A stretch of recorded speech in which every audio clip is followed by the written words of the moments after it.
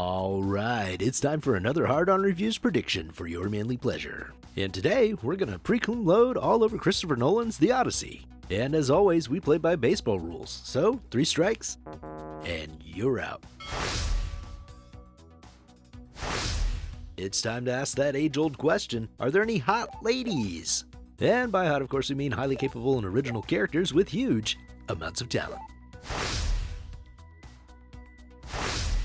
Well, at least they blurred Zendaya for the trailer, but how long is that gonna last? Because this is definitely gonna go down in history as the worst possible casting for the goddess Athena like ever. So we'll see how that goes for them. And then there's Anne Hathaway, who's still Anne Hathaway, but she just kind of looks like any other woman in this movie. She doesn't really stand out as a queen. I mean, she's sitting at a loom making dresses or something, and that's peasant work. And I'm just gonna say it, in comparison to previous iterations and what everyone since the dawn of time imagines Helen of Troy to be, this is not the lady to go to war over. I mean, put a hit out on her for adultery, sure, but war? Nah, son, there are plenty of other fish in the sea. And let's forget about the race swap for a minute, because you mean to tell me that you couldn't find the Vivica A. Fox of this generation, like, anywhere?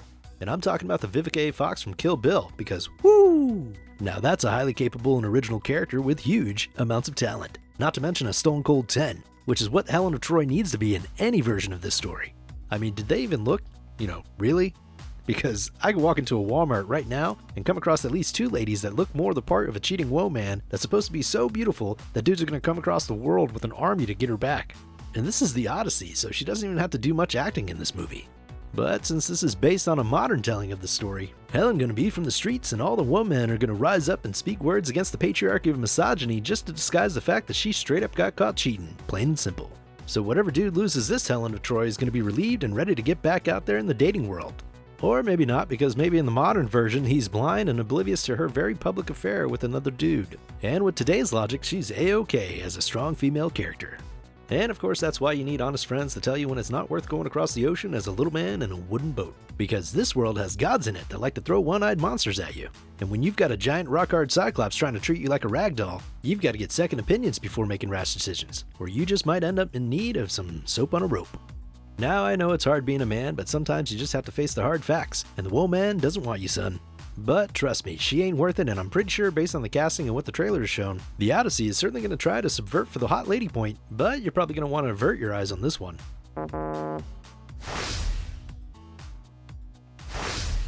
Now let's be on the lookout for explosive loads of action.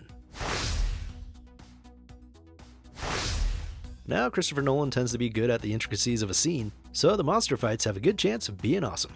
From what we can tell, it's not too dark so far, but it does look a little dull. It's really obvious that something is red or blue because everything else is flat. It all seems a little boring, but we'll have to see. As for the rest of the movie, it may feel like we're watching Shakespearean street performers with the concrete wall as the backdrop.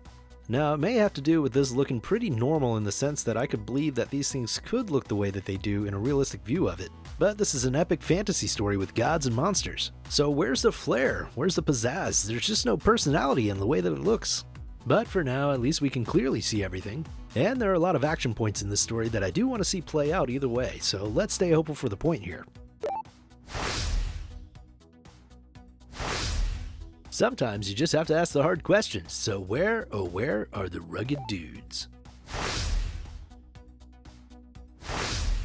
Now, Matt Damon was not the right choice for this part. Or maybe he was for this modern version because he has a spectacularly normal American accent. Where's the gravitas, the intrigue? He sounds boring, or maybe he's just bored. If you're going to do an epic ancient Greek tale with modern language, you gotta have at least an interesting voice like Michael Wincott or something, just to spice it up. Look him up, the villain from the original Crow movie with Brandon Lee. That's the kind of voice that doesn't need an accent. The bottom line is that you have to give us something to work with here. And this clearly isn't the Jason Bourne from the before time, so we'll have to see how these fights actually look. And another obstacle for that rugged dude point is going to be that come-on scream that looks like he's running with a fully loaded diaper. But if we're being honest, we've all been there in a rush to get to home base. Praise be to the porcelain gods. So if they stick to back in the day dudes being dudes from back in the day, then maybe there's a chance here. But I'm going to guess that all the dudes are going to get thrown under the bus at every opportunity with this modern telling. Either way, they're going to have to earn this point because Dad, as a line of dialogue in the Odyssey, killed whatever masculinity was left for their strike on the board. Because he might as well have said Daddy, the follow-up line that makes fun of him. But this is a modern telling, so whatever.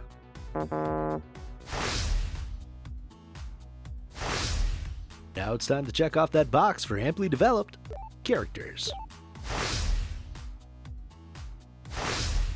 Now with this story, it's going to be pretty hard to mess this point up. That being said, it's not impossible. Whatever problem they'll have with being amply developed is going to come down to the modern source material, too many characters, and consistency. Stick to the original source material and I'd say you're more than likely good. But maybe that's too much to ask, so I'll just say history has shown that modern writing doesn't overwrite old stories very well. And the modern dialogue is going to really make it tough for anything to stand out about these characters. I imagine they're going to be people from the before time trying to handle the modern problems of today.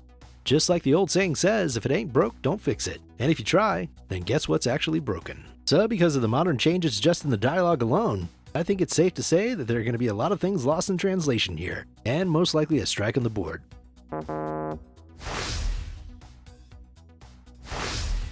Let's look for signs of fisticuffs, death, and dismemberment in our next category, What Obituary?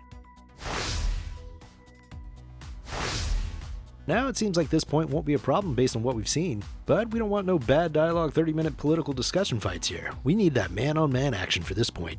Either way, there's a high possibility that they're going to destroy everything that people throughout time have loved about this story, and we may have to bury it forever with that obituary point. Now I certainly hope not, but it's not looking good. And finally, it's time to take a long, hard look at that narrative with our Nothing to See Here category. Where are all the accents? From the first spoken word, we were immediately taken out of the time period, content, and fantasy of it all. And that's the draw to this story. That's why it's lasted this long. It's different from the world of today. And thank the gods, because these kinds of stories will never ever need any updates or changes, because they're timeless. Changing anything significant in these tried and true stories destroys what makes them epic, what gives them heart, what connects everyone regardless of background, gender, race, or when they were born. It's the kind of tale that all of us can relate to. The story, the characters, and the meaning we can take from it. Not what we can take out of it to make it meaningful to ourselves. But if you need a modern telling of a story to understand it, to see yourself in it, or to be heard by the rest of the world, then you need to actually be creative with it. Create a new adventure like Oh Brother Where Art Thou by the Coen brothers. That's how you remake an old story new, because even though it's using elements from the Odyssey, it still has its own vision. It's modernized, but everything matches the time it's told in. From the names to the music to the obstacles they face, you could absolutely watch that movie and not even think about the Odyssey, because it's interesting in its own right. And they've already tried to just make it modern with that Romeo and Juliet movie with Leonardo DiCaprio. And it was even more confusing because they kept that old English way of speaking, and it doesn't work the opposite way either. It's all or nothing when you want to retell a story. And if you're talented enough, then you just might have an Oh Brother Where Art Thou story to tell. But if you find yourself going back to the original source material in order to find ways to insert yourself, then you might want to entertain the possibility that storytelling is not your gift. So that's going to be a strike for that narrative, because they'll be hitching a ride on the coattails of something that was great, and now it'll be whatever.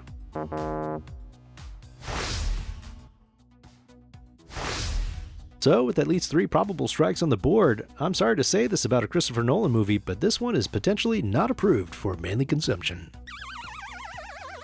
Well, I'm your host Dick Colin, signing off because that's all we have for today, so like and subscribe if you enjoyed yourself and click your screen for another hard-on review.